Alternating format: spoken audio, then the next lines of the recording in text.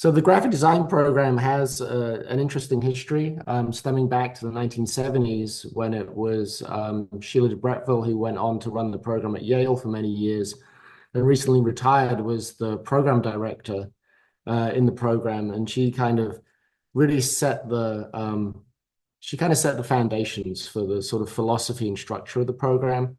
And she produced a lot of really important kind of seminal feminist work, working with the Women's Design Center. And after Sheila, April Greiman, another fantastic famous designer, ran the program during the early 80s. And during this period, that kind of initial social philosophy that was kind of exemplified by Sheila de Bretteville was mixed with a kind of interest in technology and experimentation. So April was one of the first people to actually use a Macintosh computer for graphic design back in the day when it was incredibly difficult to design anything beyond the kind of beyond a sort of bitmapped version of an image, or images were particularly difficult at that point. The computers were this big with tiny screens. Following April, the program was run by Lorraine Wild. Lorraine is a well-known graphic design historian and publication designer. Lorraine is still on the faculty at CalArts and teaches graphic design history. And during this period in the late 80s and early 90s, the school really became known for experimentation with typography. This partly came out of a relationship with Emigre magazine in San Francisco.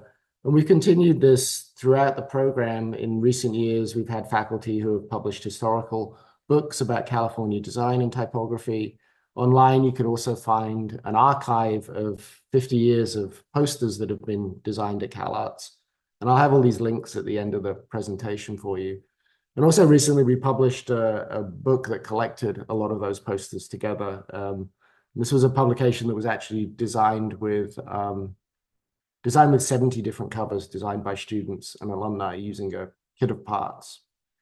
There's a fairly outdated blog online, but it has some interesting historical artifacts on there. It's been kind of superseded by the design program's Instagram, where you can kind of see the things that are happening outside of the curriculum and get an idea about the social life of the students.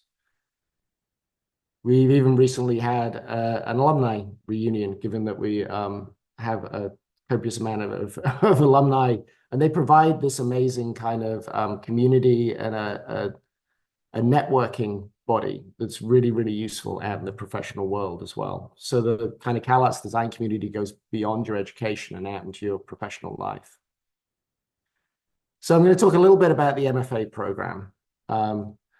So the general goals of the MFA program are still what it has been historically. We're interested in experimentation and innovation within the field of graphic design. And we're interested in kind of testing the boundaries of what professional practice might be. So what that means is we're not necessarily teaching you to get a job that already exists. A lot of this is questioning professional practice, reinventing it, furthering those boundaries, because as soon as you go out and work somewhere, design is constantly changing. So you have to be a kind of maker and a thinker who can work beyond those boundaries that already exist in design practice. And our intention is really that for graduate students, we want people to walk out of our program with the ability to kind of shape and influence design culture. So we have two MFA studios. One studio is more of a shared communal space where people have their own, you have your own desk, but you're also kind of working together. We believe in it being a kind of simulation of a working space where you've always got colleagues around you, you've always got people to talk to show work to get feedback from. And it's also a way of building, the studio environment is a way of building a community as well. So this studio was renovated a few years ago. So it's still pretty nice, pretty spacious. We use it as a teaching space as well. There's also a computer lab where we have some more sort of high-end software classes and specialized motion programming classes, so that everybody can actually work on software that isn't necessarily freely available. But we also still, as well as technology, we also still embrace a lot of handcraft and a lot of really kind of like tactile making.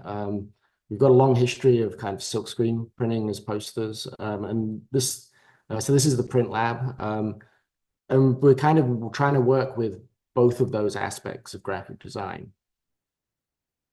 Um, our classes are pretty small. We often have maybe 10 people in a class. Sometimes we have as few as 5 people in a class. Everything is critique based, which means that you're making work constantly and you're bringing that to the group for you to talk about it, for your peers to talk about it, and for the faculty to talk about it. Sometimes, as I said, the classes can be, really small and very intimate one-on-one critique conversations. And in this way, the program is even though it has a structure and it has required classes, and we'll look at that in a minute, it also is very much about you as an individual. We're not interested in churning out a production line of people to get the same job at the same giant corporation. We're interested actually in how we can help you develop the things that you're interested in designing and how that is going to be different for every single person. So nobody walks out of there with the same kind of body of work because it's really based on your own personal interests. We make a lot of stuff, even though it's a graduate program and there are classes in history and theory, and there are some things that require writing and presentations. Because it's a graphic design MFA, a lot of what we do is making stuff. And even though we talk about that, what we make a lot and critique it in fairly in-depth ways, we're really a program that embraces a conversation around the things that we have made already. And sometimes it's about a lecture as well. We often have, we'll have classes that are very hands-on. We'll have other classes where the faculty are going to give a little bit more of a formal lecture.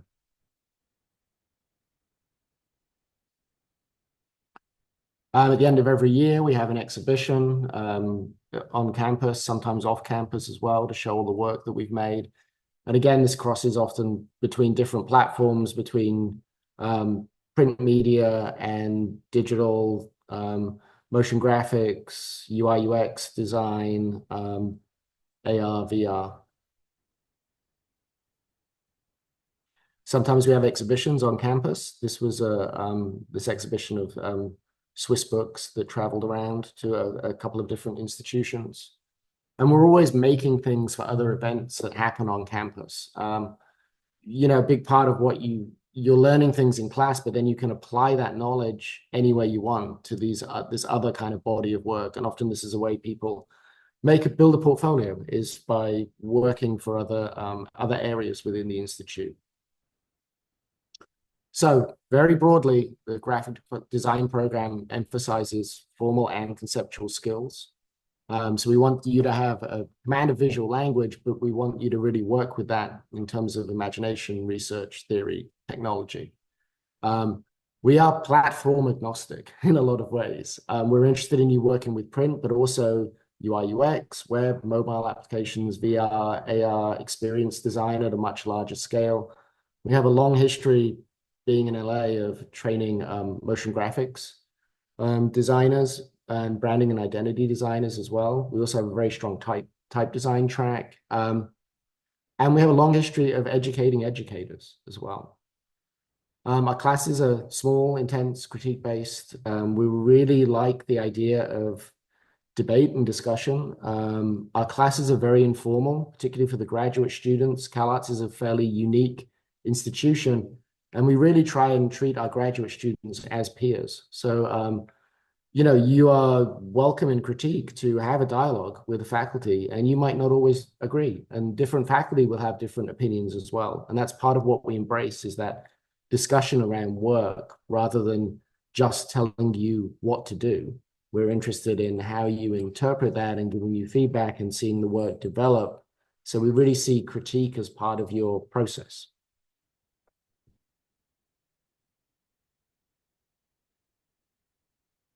So to take that same giant chunk of language and kind of condense it down, we really want to have students who learn how to articulate, develop, and apply your design agenda to a larger social context. We want you to work fearlessly and independently. And we're interested in your individual interests, like your priorities within the field of graphic design. So one of the things that makes it very unusual and why the program is so small and so kind of high touch is because we're interested in you and developing your personal kind of idiosyncratic way of working and the things that you're interested in, content as well as form.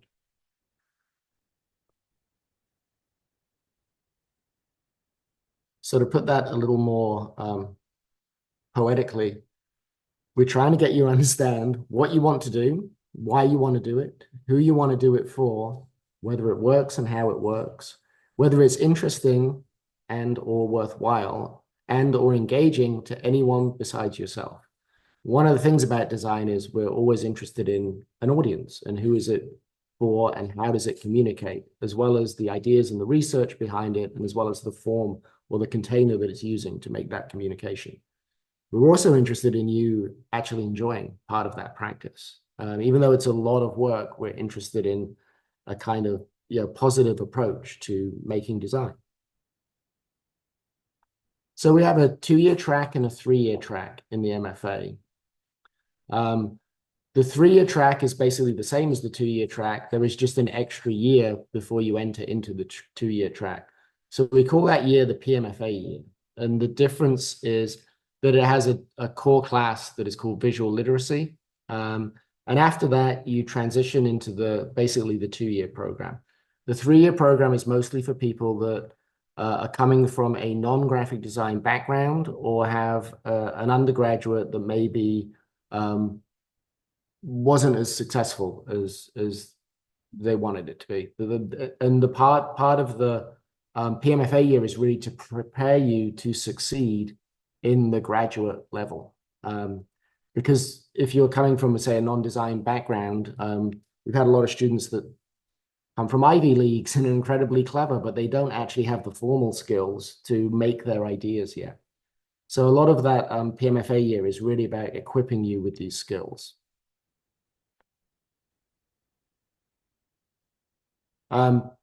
So there are classes that the 2 tracks share. There's a year-long design history class. There's a semester-long design theory class. There is a year-long typography class that deals with print in one semester and deals with on-screen and motion typography in the second semester. As well as this, you're taking your core classes, so either visual literacy or graduate seminar. You're taking the required classes, design history, design theory, typographics, and then there's a whole range of other elective classes that you can take. So in this way, the classes in yellow are really giving you the core skills that you need to function as a designer. And the classes in red are kind of extensions of that practice where you might want to specialize in something. So if you're interested in motion graphics, for instance, there's a 3-semester sequence of classes that you can take to effectively specialize in that area. Same with type design, with if you're interested in UI UX, if you're interested in becoming a teacher and more interested in theory and history. There are classes where you can kind of build your own curriculum around the core that is required. And outside of that core, there's also classes across the institute that you can also take. So there's classes in theater, dance, critical studies, music, film, art. And again, these are things that can inform your practice and give you something to make design about, and also give you an interesting experience of CalArts as well as a kind of a multidisciplinary institute. So I'm going to show you a little bit of student work. So here's some things from the 3-year program, from the PMFA program. So we do projects that deal with composition. We do projects that deal with context and historical style. We do some branding and identity projects where you're inventing companies in the future as a way to kind of avoid the trappings of current branding design. A lot of these projects, you start to get responsible for the content and the ideas as well as the form. So sometimes they can be very what's called speculative design, which is really trying to think about design that doesn't exist yet. So this project was about kind of surveillance. This was an online project about a kind of visual dictionary. So some things are pragmatic and involving coding. Other things are, involving traditional printmaking techniques. And a lot of the time you're making this work kind of on your own. And you're bringing it to class to be discussed and critiqued and talked about. We do a lot of publication design. We're very interested in editorial design. The project on the right is a really funny a magazine for female potters called The Female Glaze. We're also interested in, as well as being interested in content, we're also interested in pure formal experimentation. These were a series of posters about a political opposition club in Russia. And this was an extension of that project that involved creating a physical mask to hide your identity. The typography class that you take all year long involves things like making type specimens. And even though we have quite an emphasis on typography, that typography ranges across a number of different platforms. So this is all the work of one student, but it involves typography that's physical and sewn, typography that's motion graphics and filmic, and typography that's in a three-dimensional environment for exhibition design. We also work with coding, we work with tech, we have workshops where people will come in for shorter periods to teach specific software. And often that's within the context of typographic experimentation. We're interested in ideas like design curation and putting shows together. So the MFA 1 year, at this point, the tracks align with each other. The MFA 1 year is very, very kind of conceptual and very speculative. So a lot of the projects, but they're less interested in the thing that you make and more interested in the ideas that you research and what you learn from doing the project. So it's kind of the opposite of a portfolio school in a way. We do this because we want you to really learn a lot of processes to do with thinking and making that you can then apply in your final year when you're making your final body of work. So again, a lot of these things are built on prompts, so they're built on projects where you have an open-ended suggestion of something to investigate, and it's up to you to figure out what content you're interested in. So some people might be interested in technology, AI, the implications of AI technology. Other people might be interested in colonialism. And again, we're crossing multiple platforms. So this is work by the same student where one thing is a silkscreen poster and the other thing is an AI kind of game that was scattered around the institute. As well as the studio work, students are constantly making other work. And quite often this is the work that you end up sort of building a portfolio with as well. So there's lots of events happening around CalArts all the time, which is fantastic because you get to see lots of films and lots of theater and dance performances, but you also get to make the kind of publicity, both online and in print for those events. And like I said, we range across a lot of different mediums. This was some graphic clothing design that a student made and kind of 3D modeled. But again, there's often an emphasis around type and image as the core communicative elements of graphic design. So as you can see, a lot of this is also steeped in the idea of experimentation. So we're not necessarily interested in just making something that already exists. So whether that is in a book space or in this case in a physical space with projections and people interacting with those projections. This was a AI based project and sorry, an AR based project, and we're really interested in these places where both the print technology and the digital technology can kind of come together. There's also larger events that happen across the school, like this is CalArts Expo, which is an annual institute-wide exhibition of new media works and experimental media works. And every year, some design students make the identity and all the branding and all the pieces for that exhibition. In the MFA 2 year, the curriculum kind of falls away a little bit. You're less given um, constructed prompts, and it's much more you are basically doing whatever you want to do within a structure where you've got kind of guidelines and weekly meetings with faculty. You're really defining your own direction at this point in your own work. And what that also means is you're deciding at that point, most of your required electives are all taken, and you're taking classes in whatever you're interested in. So at this point, the last year, the curriculum is very, very open, and it's very much about you deciding who you want to be as a designer and figuring out what classes are going to be useful for you, both in terms of kind of media research ideas, but also in terms of media platform and content. So some of these are people's final year projects that tend to be fairly large scale and elaborate. Most of the time, right now, we have a structure where in the MFA 2 year, you work on a bunch of projects for the first semester that are all of your own definition, and then in the last semester, you work on one much larger project that is effectively your thesis project.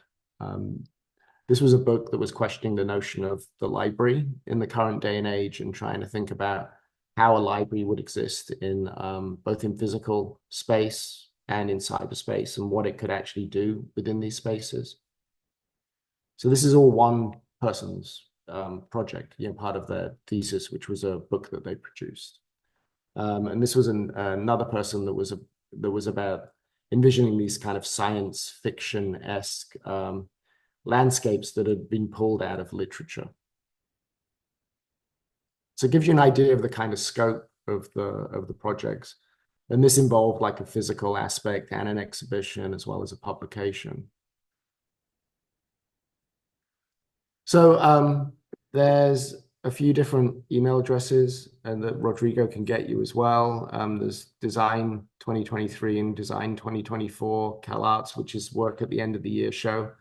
Posters.calarts.edu is the poster archive that's all online. Inform.design is the old blog that's maybe interesting just to see some of the things we've done in the past, but it hasn't been active for a couple of years. And that's replaced by the Instagram CalArts GD, where you can also find materials. Rodrigo, do you think I have time to whiz through one person's work? Yeah, sure. Okay. So I have one other thing to show you, and then we can do questions. So the other thing I wanted to show you to give you an idea of just that MFA 2 year and what or the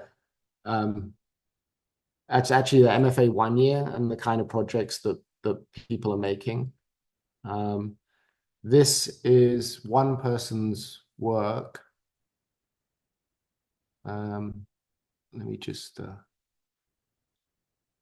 get this PDF to come up in Zoom.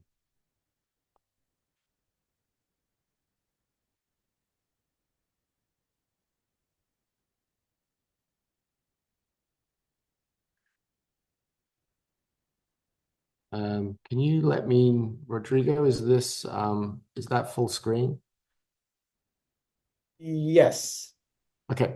So this is one of the things we have students do is at the end of their MFA 1 year, they put together a portfolio. I mean, they put together a presentation at the start of MFA 2, so we can see, here's the things that I've made that I thought were interesting in the last year. So this is one student, and you can see, I think the benefit of showing this is you can kind of see a progression. You get an idea of how somebody can take the things they're interested in and apply them to these projects. So this was a project about a visual research project, and this person was looking at kind of vinyl records and kind of reimagining them in different ways.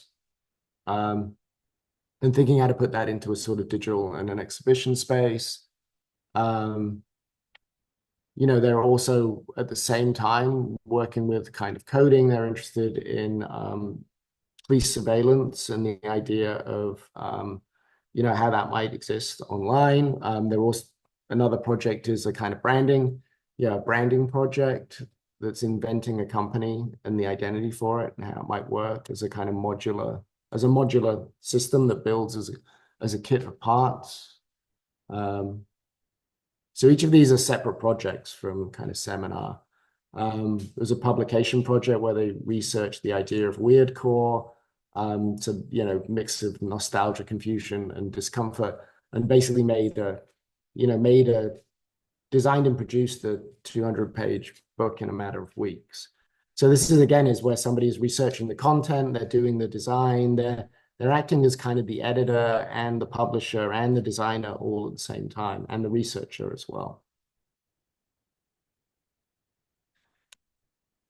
And a lot of these things we're interested in, like, moving fairly quickly. So some of these project students will go back and refine later. But a lot of these we're interested in just kind of having the discussion about things that are kind of interesting. So this was a kind of an idea to look at kind of life-size AR and build a portfolio within a full-size kind of physical space.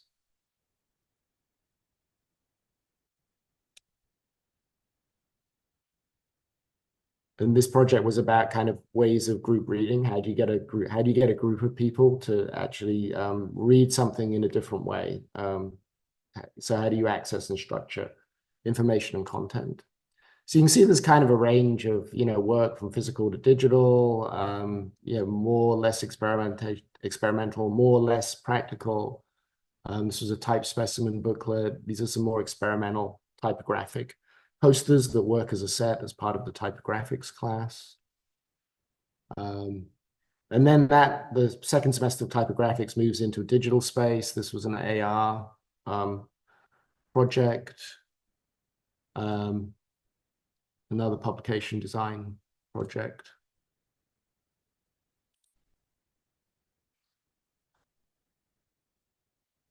And these were stills from a motion piece, coding project. And this is where what this student Freeze is working on now, which is to do with they're investigating ideas of kind of grid systems in both English and Chinese, and doing research into how that might work in a space for both languages, and how that might work in terms of the grid of the page, but the grid of the letter forms as well. So that's kind of what they're ending up investigating at the end of this project.